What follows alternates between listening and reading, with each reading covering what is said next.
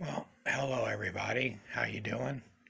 I told Wilmer that I would do this video today for some of the people that have the Scaletrains, rolling stock and engines, and they don't do very well on very tight corners. You kind of got to stretch it out. So I wanted to show Wilmer what I did, and one of them is from Brandon Railways.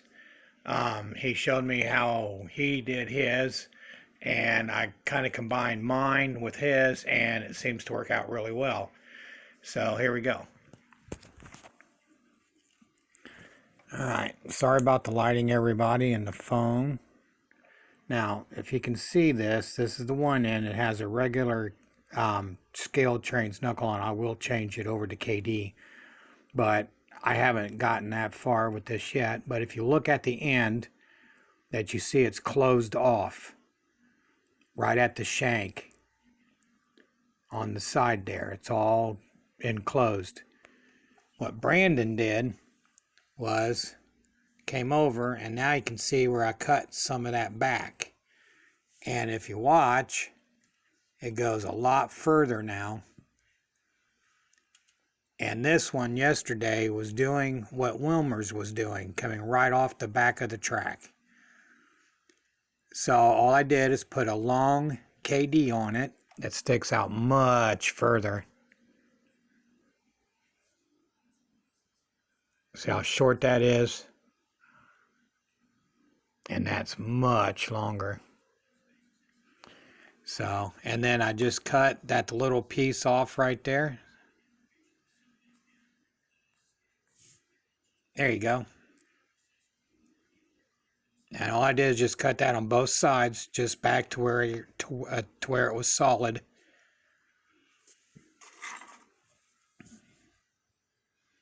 See, just back to where it's solid, and that gives it extra room to maneuver on the corners. So you can go a little tighter, but not too much. Now, one of the reasons why I'm redoing the layout is because of the Scaletrain stuff and the six axles. But I can't even talk right today. Now, if you look here, I have two long ones on the back of my Dash 8s, the C39s. Now that's the new one that's got the V5 in it. This is the older one, it's got the V4. I had to change the CVs just a tad to run with this. This ran a little quicker than that, but still the same issue. So all I did is put two long KDs on there, and now, as you see, it will take a Y corner real well. And down at the tight end here, right here, where that light is on, that piece, it would pop right there. Since I did that, it goes right on around, not a problem.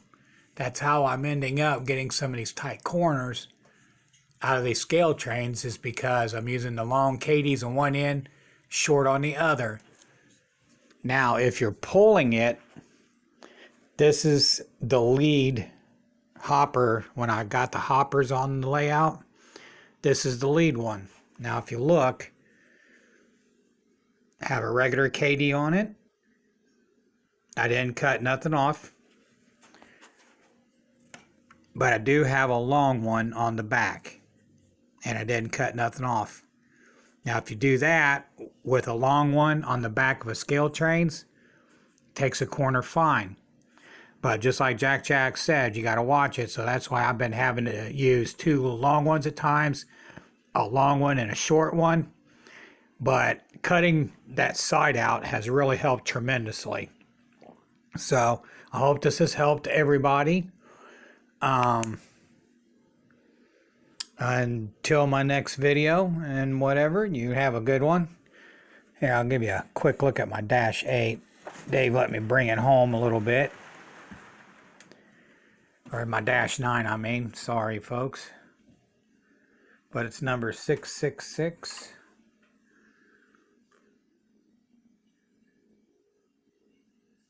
Very nice locomotive. Sounds awesome. Now, on this one, I left the couplers the way that they are. I just changed them over to KDs. And I have one long shank on the lead rolling stock. Does fine.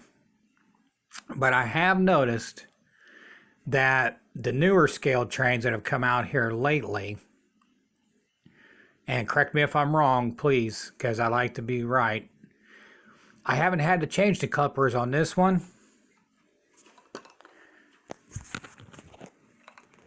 Or on the new C39.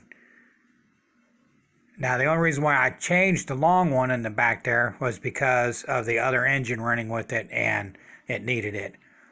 But before I put the long one on there, I didn't change any of it. And as long as I had that long shank on the end of that rolling piece of stock connected to the engine, did great. I didn't have to change nothing. So before you go change the ones on the new Scaletrains, check them out and see. And if it pops off, then just put a long one on the back. Every one of my Scaletrains has them. Now the only ones that don't are my Bachmans because they're 4 axles. But the 911 had to do the same thing.